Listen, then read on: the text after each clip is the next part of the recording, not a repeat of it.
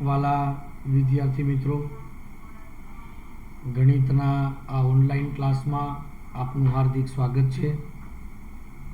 આપ મારી સાથે ગણિતમાં ચેપ્ટર નંબર 1 સંબંધ અને વિધેય ભણી રહ્યા છો, જેની અંદર આપણે ચેપ્ટરનો સંપૂર્ણ અભ્યાસક્રમ એટલે કે સંબંધ અને વિધેય વિશે ભણી ચૂક્યા તથા દ્વિગ ક્રિયાઓ વિશે પણ આપણે જાણકારી પ્રાપ્ત કરી.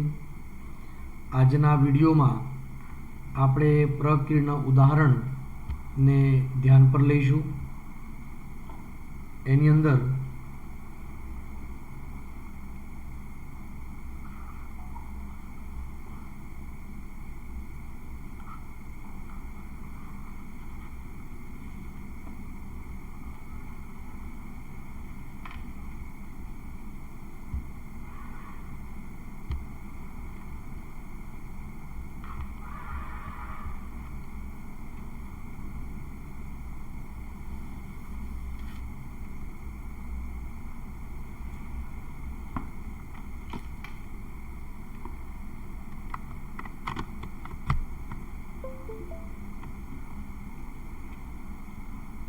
ઉદાહરણ નંબર 41 પર આપણે જઈશું. એમાં લખ્યું છે પ્રશ્નની અંદર કે જો R1 અને R2 ગણ એમાં સામ્ય સંબંધો છે. R1 અને R2 એ ગણ એમાં સામ્ય સંબંધો છે, તો સાબિત કરો કે R1 છેદ R2 પણ સામ્ય સંબંધ છે. હવે વિદ્યાર્થી મિત્રો,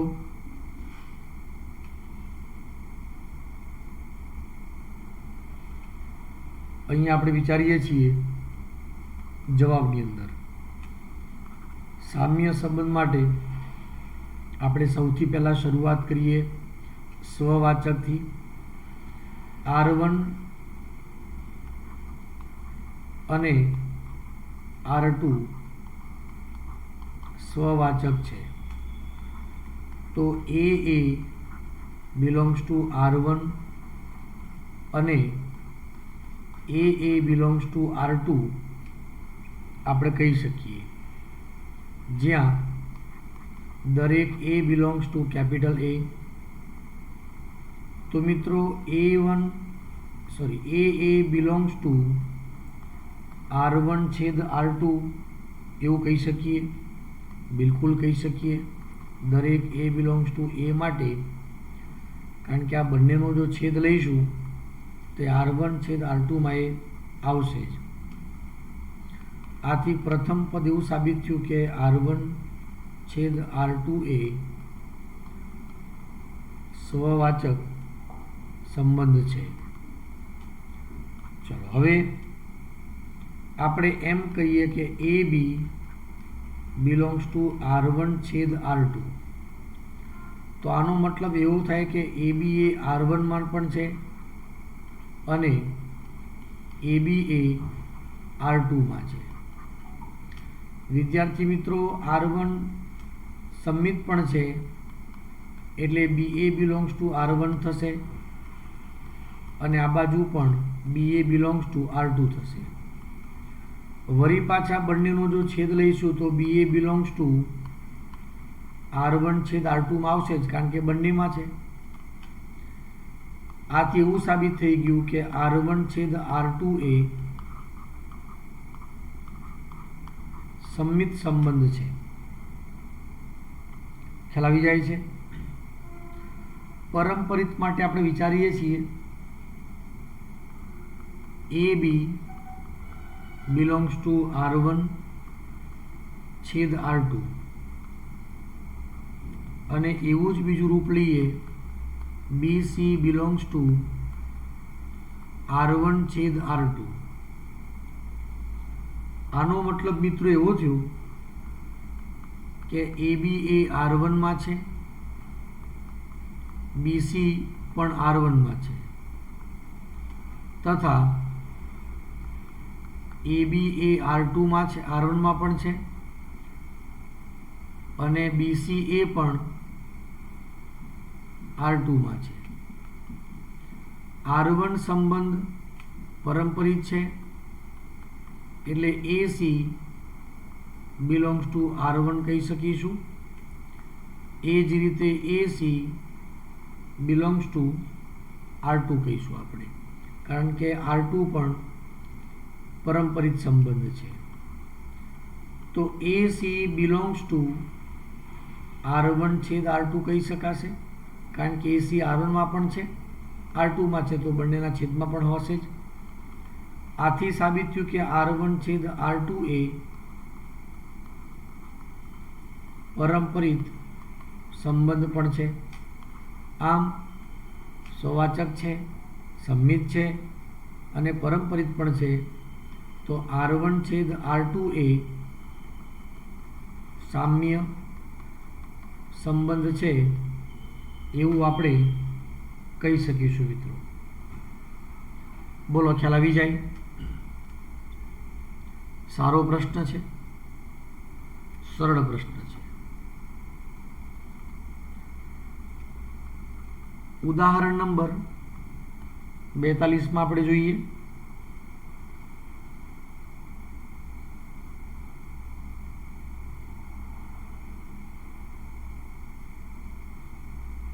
ગણ એ જે છે એ ધન પૂર્ણાંકોની ક્રમયુક્ત જોડનો ગણ છે. અર્થાત A is equal to n cross n એવું આપણે કહી શકીએ. ગણ A પર R એ ગણ A પર સંબંધ R એ x ઇન્ટુ V બરાબર y ઇન્ટુ u હોય તો અને તો જ XYR UV આ એક સંબંધ વ્યાખ્યાયિત થાય છે. તો સાબિત કરો કે સંબંધ R એ સામ્ય સંબંધ છે એવું આપણે સાબિત કરવું છે. એના માટે સૌથી પહેલાં આપણે સ્વવાચકની વાત કરીએ. તો મિત્રો અહીંયા આવશે AB R AB માટે આ બંને સભ્યો સરખા લઈશું આપણે સ્વવાચકની અંદર. અત્યાર સુધી આપણે શું કરતા હતા? સ્વવાચકમાં સમાન સમાન ઘટક લેતા હતા. અહીંયા એ એની સાથે નિસ્બત નથી. આ જે ઘટક છે એ જ આ ઘટક આપણે લેવાનો છે. સમજાયું મિત્રો? હવે આના માટે જુઓ, x આ પહેલો અને છેલ્લો બંનેનો ગુણાકાર. તો આ પહેલો અને આ છેલ્લાનો ગુણાકાર AB, પછી બીજો અને આ પહેલો BA. તો સ્વાભાવિક છે મિત્રો AB is equal two AB, આ બંને સમાન જ છે. માટે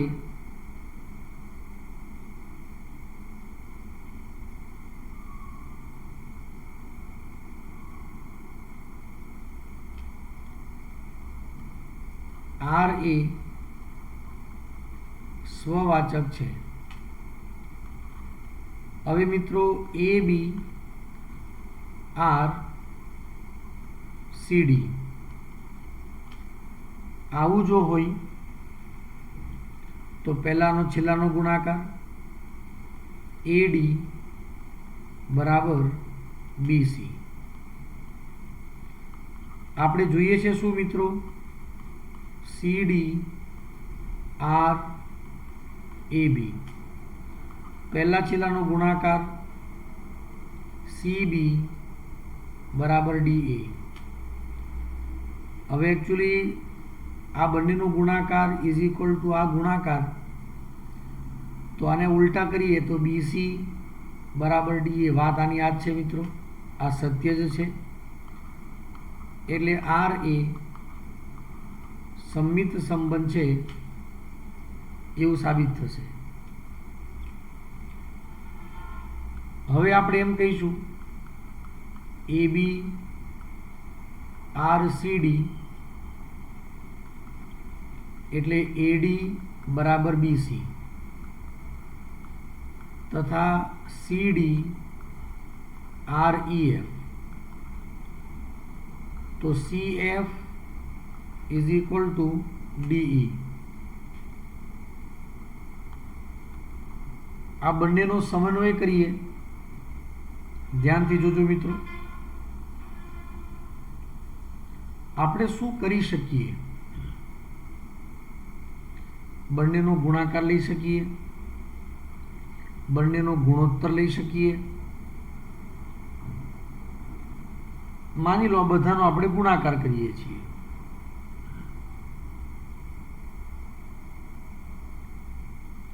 તો AD इंटू CF एना बराबर BC इंटू DE। अहींया आपणे जोई शकीए C केन्सल थशे,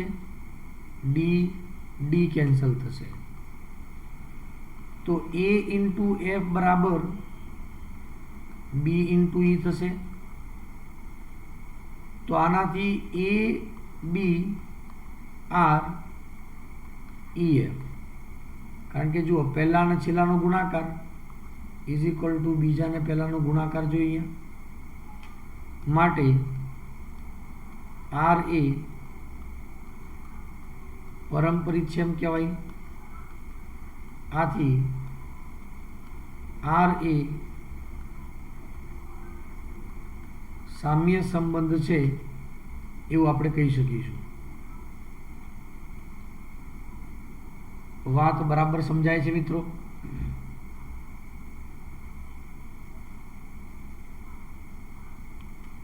एकदम क्लियर छे? चालो हवे आगळ वधीशुं। उदाहरण नंबर 43 में धारो कि गण X में 1 2 3 4 5 6 7 8 અને 9 સભ્યો છે। R1 એ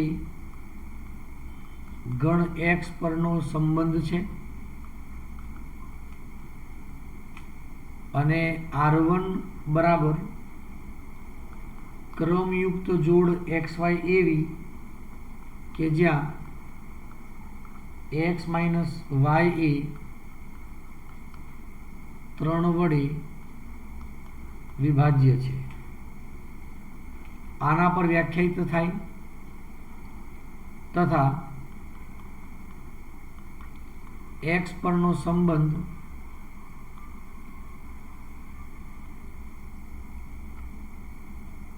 बरोबर आपणे समझदारीपूर्वक जईशुं मित्रों।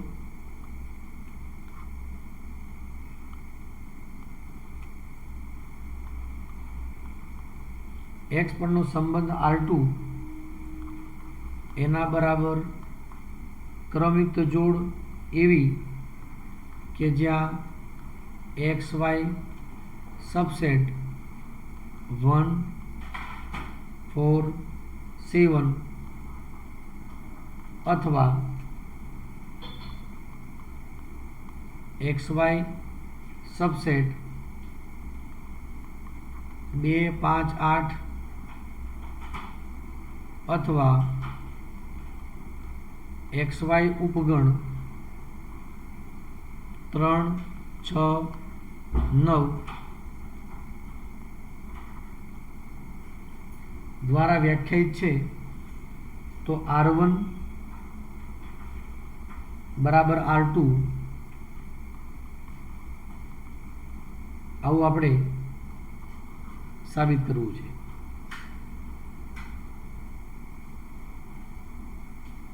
હવે એના સૌથી પહેલાં એ નોંધીએ કે ગણ R1 ની વાત છે બંને, તો આપણે R1 ઉપગણ R2 અને R2 ઉપગણ R1 આવું જો સાબિત કરી દઈએ તો બંને ગણ એકબીજાના ઉપગણ થાય, તો વાસ્તવમાં તેઓ સમાન છે એવું સાબિત થઈ જશે. હવે આપણે એમ કહીએ છીએ કે XY નામનો કોઈ સભ્ય છે, ક્રમયુક્ત જોડ બિલોંગ્સ ટુ R1 છે. તો એનો મતલબ એવો થાય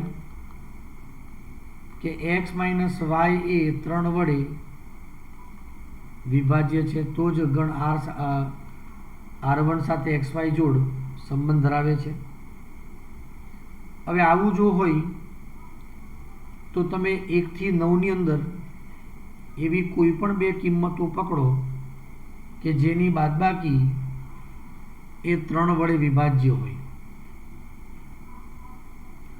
તો જુઓ મિત્રો, પહેલો 1 પકડીએ ને તો 1 અને 4 ની બાદબાકી જુઓ તો 3 થાય, એ 3 થી વિભાજ્ય છે.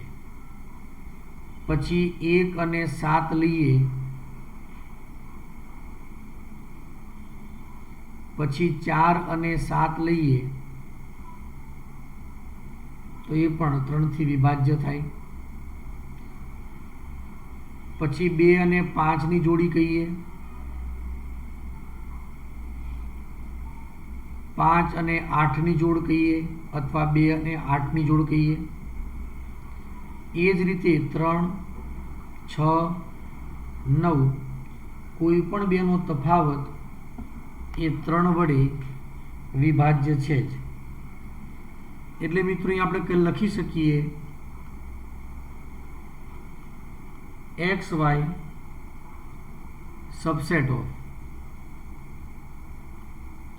1, 4, 7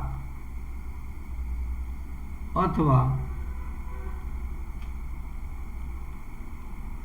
XY ઉપગણ 2, 5, 8 અથવા XY ઉપગણ 3, 6, 9. એનો મતલબ એવો થયો કે ક્રમયુક્ત જોડ XY બિલોંગ્સ ટુ R2. તો પહેલું સાબિત થયું R1 ઉપગણ R2. તે જ રીતે XY બિલોંગ્સ ટુ R2. એનો મતલબ એવો થાય XY ઉપગણ 1, 4, 7 અથવા XY ઉપગણ 2, 5, 8 અથવા XY ઉપગણ 3, 6, 9. આમાંથી કોઈની પણ બેની તમે બાદબાકી લઈ જુઓ તો x માઇનસ વાય, આ 3માંથી કોઈ પણ બેની બાદબાકી, આ 3માંથી કોઈ પણ બેની બાદબાકી, આમાંથી કોઈ પણ બેની બાદબાકી એ 3 વડે વિભાજ્ય છે જ. એનો મતલબ એવો થયો XY બિલોંગ્સ ટુ R1. એટલે R2 ઉપગણ R1 આપણે કહી શકીએ. આમ પરિણામ 1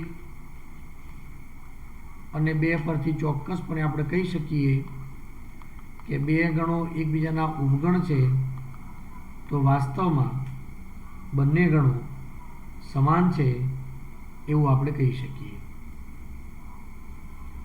બોલો વાલા વિદ્યાર્થી મિત્રો, તમને ખ્યાલ આવી જાય છે? આગળ ઉદાહરણ નંબર 44. ધારો કે વિધેય f x થી y પરનું છે.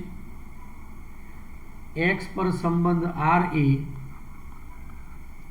આર બરાબર ક્રમિક જોડ એ બી, જ્યાં F of A is equal to F of B દ્વારા વ્યાખ્યાયિત છે. તો આર એ સામ્ય સંબંધ છે કે નહીં એ આપણે ચેક કરવું છે. તો વિદ્યાર્થી મિત્રો, સૌથી પહેલા એ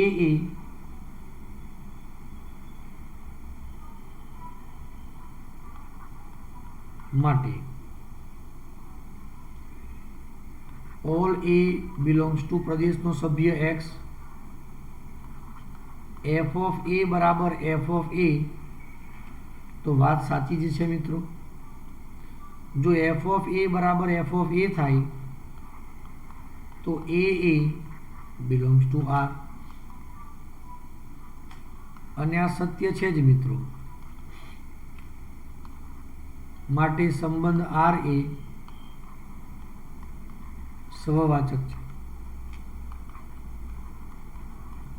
એ બી બિલોંગ્સ ટુ આર છે તો એનો મતલબ f of A is equal to F of b. આને f of b is equal to F of a લખવો તો લખી શકાય. એનો મતલબ b a belongs to R થયા. તો આર એ સંમિત સંબંધ છે એમ આપણે કહી શકીએ. એ જ રીતે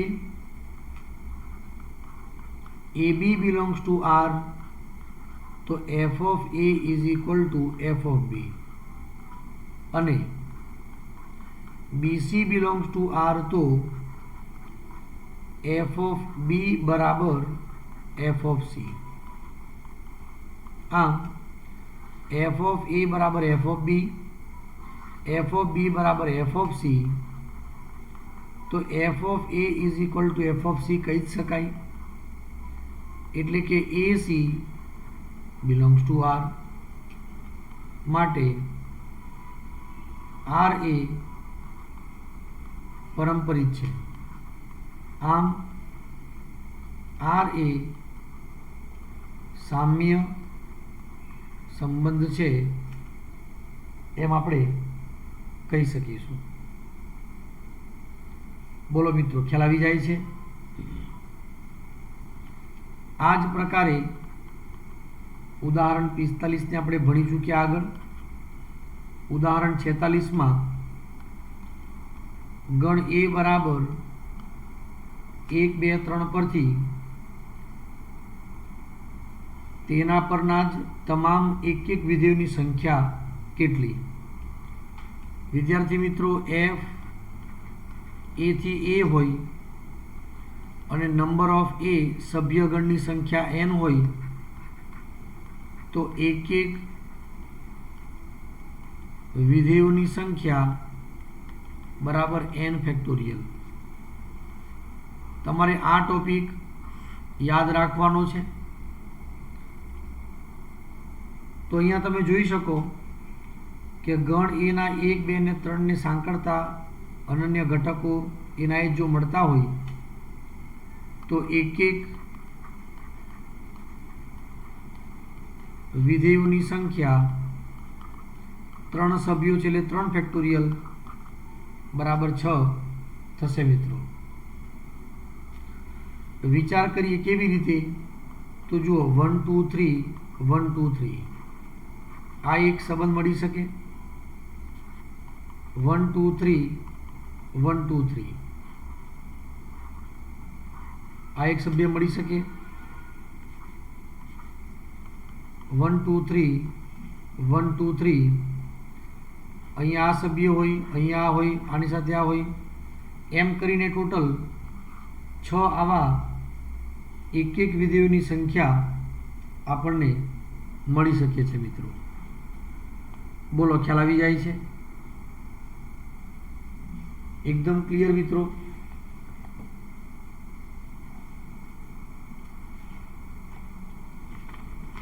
ખ્યાલ આવે છે મિત્રો આવી રીતે તમને?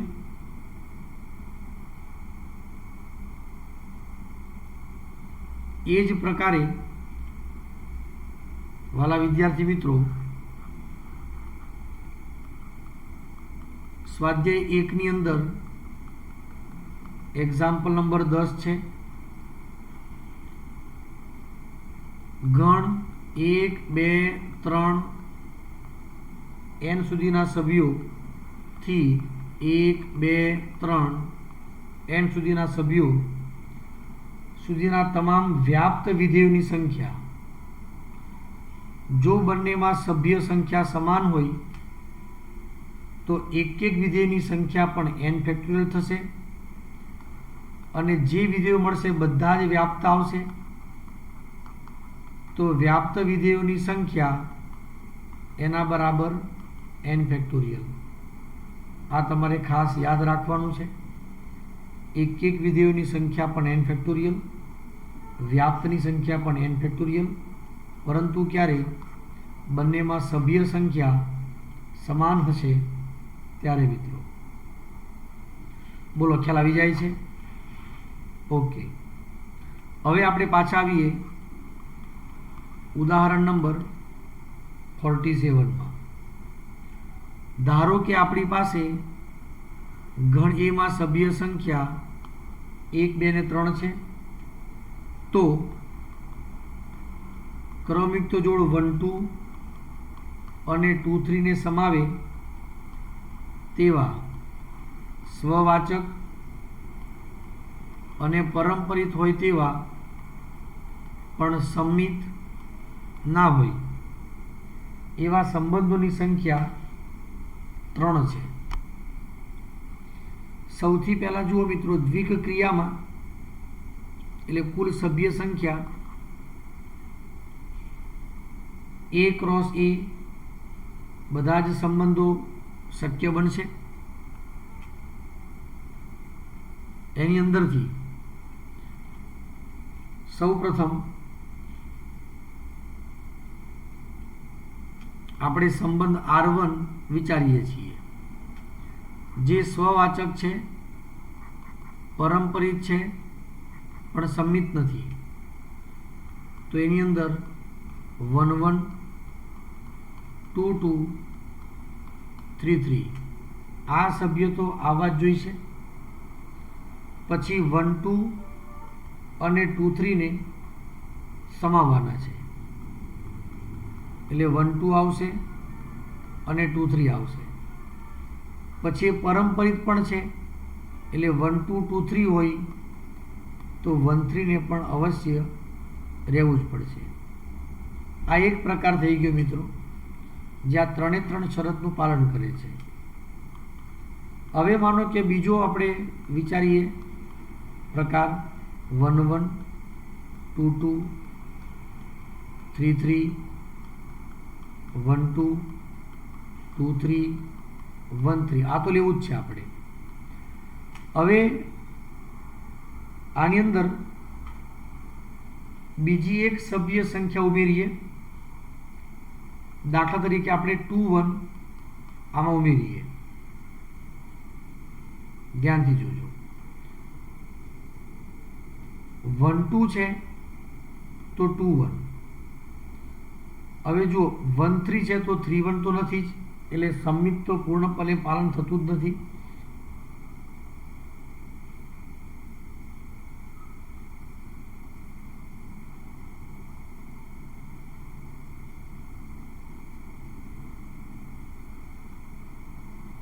અહીંયા પણ જુઓ 1 2 2 1 તો 1 1 પરંપરિત તો છે જ. એ જ રીતે ત્રીજો વિકલ્પ વિચારીએ 1 1 2 2 3 3 1 2 2 3 1 3 2 1. હવે વિચારીએ છીએ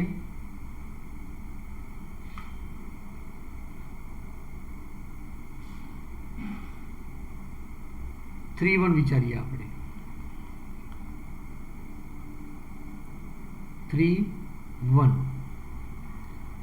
1 3 3 1 તો 1 1 છે. 2 3 3 1 તો 2 1 એટલે પરંપરિત તો છે મિત્રો. જુઓ અહીંયા પણ અહીંયા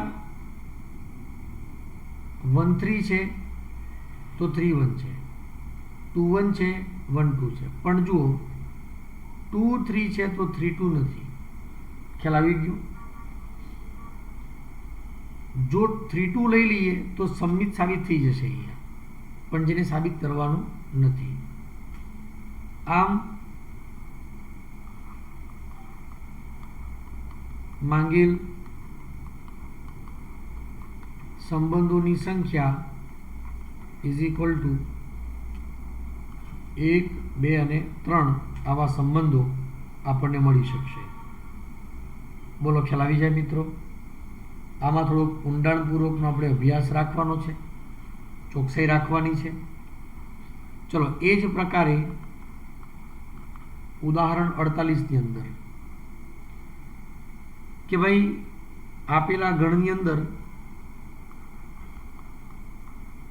સભ્ય સંખ્યા 1 2 3 છે. એમાં 1 2 અને 2 1 બંનેને સમાવે તેવા કેવા સંબંધો જોઈએ છે? સામ્ય સંબંધો બરાબર ખાલી જગ્યા. એ આપણે ખાલી જગ્યા પૂરવાની છે. અહીંયા આ પ્રશ્ન MCQ તરીકે બોર્ડમાં આવી શકે, તમારે યાદ રાખવાનો મિત્રો. અહીંયા જોઈ શકો છો, એક આપણે સંબંધ વિચારીએ છીએ. સામ્ય હોય એટલે સ્વવાચક હોય 1 1 2 2 અને 3 3. પછી 1 2 આવશે મિત્રો, એટલે 2 1 તો લેવાનું જ, કારણ કે આવું કીધું છે. આ બધા જ જુઓ, આની અંદર 1 2 છે, 2 1 છે. પછી 1 2 2 1 તો 1 1. આમાં પરંપરિત પણ છે, સંમિત પણ છે, સ્વવાચક પણ છે. આની અંદર આ બધા સભ્યો આવશે 1 1 2 2 3 3 1 2 2 1. હવે માનો કે એક સભ્ય લઈએ છીએ આપણે 2 3, તો આપણે 3 2 લેવું જ પડશે, કારણ કે સામ્ય માટે સંમિત પણ આવવું જોઈએ. પછી જુઓ 2 3 3 2 2 2 3 3 3 2 3 2.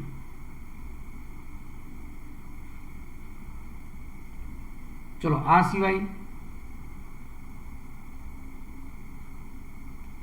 હવે જુઓ મિત્રો, 1 2 સભ્ય લીધો, પછી 2 3 સભ્ય છે, તો એના પરથી પરંપરિત થવા માટે શું આવવું જોઈએ? 1 3 આવવું જોઈએ. 1 3 આવે તો 3 1 બી આવવું જોઈએ. કેમ? સંમિત પણ સંબંધ છે. તો તમે જોઈ શકો છો 9 9 ઘટકો અહીં દાખલ થઈ ગયા. 1 2 3 4 5 6 7 8 અને 9. આમ જોવા જઈએ તો આવા સામ્ય સંબંધોની સંખ્યા કેટલી મળશે? આપણને 2 મળશે. અને એટલું જ આપણે સાબિત પણ કરવું છે મિત્રો. બોલો, ખ્યાલ આવી જાય છે? તો આ જ પ્રકારનો જે પ્રશ્ન છે એ MCQ નંબર સ્વાધ્યાય 1ની અંદર વિચાર કરો તમે. આ બોર્ડમાં પૂછાય તેવો પ્રશ્ન છે મિત્રો. સ્વાધ્યાય 1ની અંદર એક્ઝામ્પલ નંબર 17 છે. આની અંદર બી આ જ જવાબ છે કે 1 2 ને સમાવો કે 2 1, જે લખવું હોય તે, અને બંને લખો તો પણ સામ્ય સંબંધોની સંખ્યા કેટલી મળશે? આપણને 2 મળશે. એટલે આ 17મો MCQ એ પણ આપણે સમજવાનું રહે.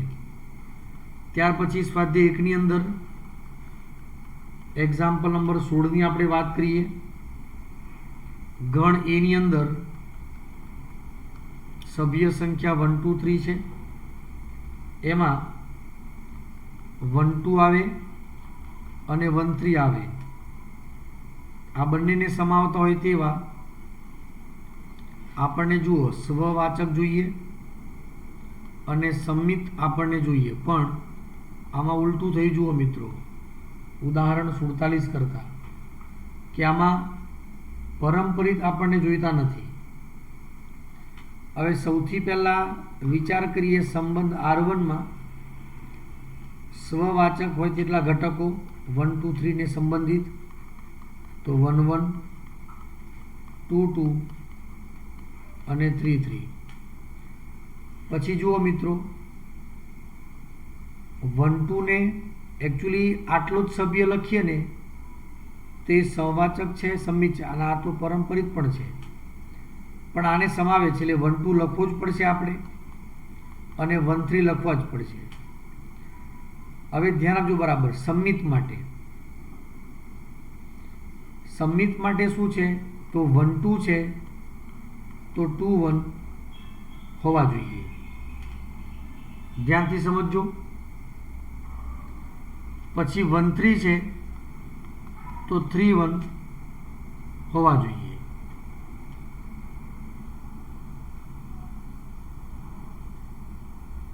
સમજવા લાયક વાત છે મિત્રો. આ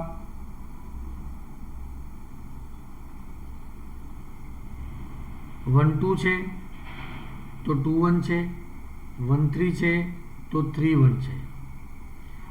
હવે માનો કે આપણે બીજો કોઈ સભ્ય લઈએ છીએ, સપોઝ આમાંથી 2 3 લઈએ,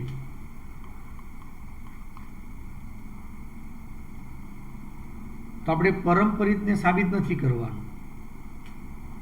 સંમિત સાબિત કરીએ તો 2 3 તો 3 2 આવશે, તો 2 2.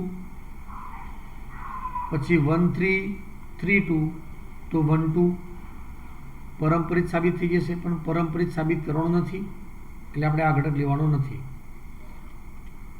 તો અહીંયા મિત્રો જુઓ, માંગેલ સંબંધોની સંખ્યા વિચાર કરીએ તો કેટલી મળશે આપણને? 1 મળશે. બોલો, ખ્યાલ આવી જાય છે? સમજાય છે બરાબર? હવે આપણે આગળ વધીશું. ઉદાહરણ નંબર 49 ની અંદર માત્ર સાબિત કરો કે 1 2 પર જેનો તટસ્થ ઘટક 1 છે અને 2 નો વ્યસ્ત બરાબર 2 હોય એવી દ્વિક ક્રિયાઓની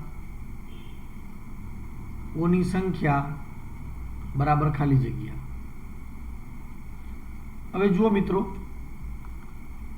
કોઈ પણ દ્વિક ક્રિયા બતાવી છે તો 1 2 ક્રોસ 1 2 2 1 2. આની અંદર વિચાર કરો કે ક્રમયુક્ત જોડ કેટલી મળી શકશે આપણને? તો 1 1 1 2 2 1 અને 2 2 મળી શકશે. તટસ્થ ઘટકની વાત કરી છે મિત્રો કે A સ્ટાર E એના બરાબર A થાય અથવા E સ્ટાર A એના પણ મૂલ્ય A થશે. હવે તટસ્થ ઘટક 1 હોય તો આપણે અહીંયા 1 મૂકવો છે. A તરીકે માનો કે કોઈ સભ્ય લઈએ આમાંથી 1, તો 1 સ્ટાર 1 તો 1 જ મળશે. પછી 2 સ્ટાર 1 કરો તો પણ શું મળશે? અહીંયા ધ્યાનથી જોજો, 2 જ મળશે. પછી ધ્યાનથી જોજો, અહીંયા 1 સ્ટાર 1 તો 1, કારણ કે E 1 છે એટલે આ સ્થાન 1 જ લેવાનો છે, એ બદલી શકાય છે. જો હું A બરાબર 2 લઈ લઉં તો 2 મળશે અહીંયા. પછી 1 સ્ટાર 2 એ પણ 2 મળશે. કહેવાનો મતલબ મિત્રો એ થયો કે સ્ટાર 1 1 બરાબર 1, સ્ટાર 1 2 બરાબર 2, સ્ટાર 2 1 બરાબર 2. પણ જો 2 નો વ્યસ્ત 2 હોય, ધારો કે A નો વ્યસ્ત B છે તો A સ્ટાર B એના બરાબર E મળે કે નહીં? તો આ બે એકબીજાના વ્યસ્ત છે, તો અહીંયા 2 અને 2 એકબીજાના વ્યસ્ત હોય તો આને સંગત સંખ્યા 1 મળશે, તટસ્થ ઘટક મળશે અહીંયા. એટલે સ્ટાર 2 2 ઇઝ ઇક્વલ ટુ 2. આમ તમે જુઓ તો આ બધાનો જ ક્રમ એક જ સાબિત થયો અહીંયા. એટલે માંગેલ દ્વિક ક્રિયાઓની સંખ્યા બરાબર કેટલી મળશે આપણને? 1 મળશે મિત્રો. સમજી શકાય છે? ચાલો ત્યાર પછી ઉદાહરણ નંબર 50. તદેવ વિધેય in is to n to n, એ આપણે જાણીએ જ છે કે n પરનું તદેવ વિધેય in x is equal two x થશે. તદેવ વિધેય હંમેશા એક હોય, વ્યાપ્ત પણ હોય. તો સાબિત કરો કે in એક હોવા છતાં, એ તો સત્ય છે જ. અચ્છા, પણ પહેલા પ્રશ્ન વાંચી લઈએ હજુ. in plus in is to n to n in plus in of x એના બરાબર 2x જે છે એ વ્યાપ્ત નથી. આપણે જાણીએ છીએ મિત્રો in is to n to n in of x is equal to x એ એક અને વ્યાપ્ત વિધેય છે. એટલે મિત્રો તદેવ વિધેય હંમેશા એક અને વ્યાપ્ત તો હોય જ છે. પણ આપણે જે વાત કરી રહ્યા છીએ in પ્લસ in વિધેયની, n થી n પરનો વિધેય છે. દાખલા તરીકે આપણે in પ્લસ in ઓફ 1 લઈશું તો આપણને 2 into 1 એટલે 2 મળશે. પછી 4 મળશે, 6 મળશે, બધી જ યુગ્મ સંખ્યાઓ મળશે. સમજી શકાય છે? તો RF is equal two 2x, જ્યાં x belongs to n not equal to n. Exact એનમાં યુગ્મ અયુગ્મ બંને સંખ્યાઓ છે, પરંતુ આપણા વિસ્તારની અંદર માત્ર ને માત્ર અહીંયા in પ્લસ in એવું લખી શકીએ, જે છે વિધેયનો વિસ્તાર, એ માત્ર યુગ્મ સંખ્યાઓ છે. તો વિધેયનો વિસ્તાર અને સહપ્રદેશ સમાન નથી. માટે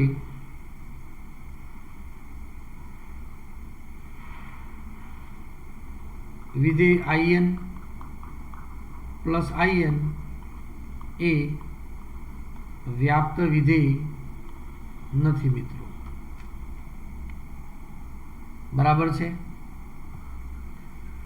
અને અંતમાં ઉદાહરણ નંબર 51 ની આપણે વાત કરીએ છીએ. વિધેય f is to 0 π/2 to r f of x બરાબર sin x. વિધેય g પણ 0 to π/2 to r g of x બરાબર cos x દ્વારા વ્યાખ્યાયિત વિધેય છે. સાબિત કરો કે f અને g એક છે, પરંતુ f પ્લસ g એક નથી.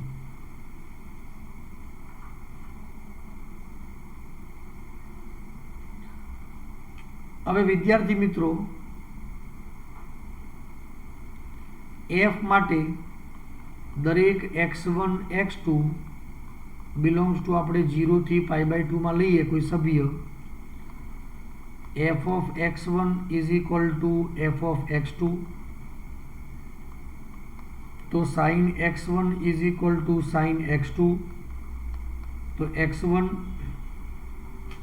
બરાબર x2.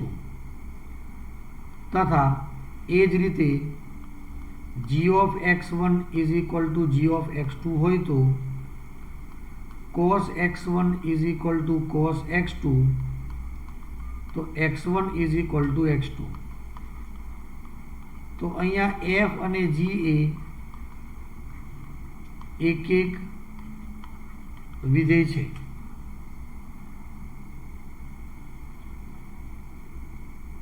અથવા એક એક વિધેયની વ્યાખ્યા એમ પણ છે કે જો x1 અને x2 સમાન નથી તો sin x1 is not equal to sin x2.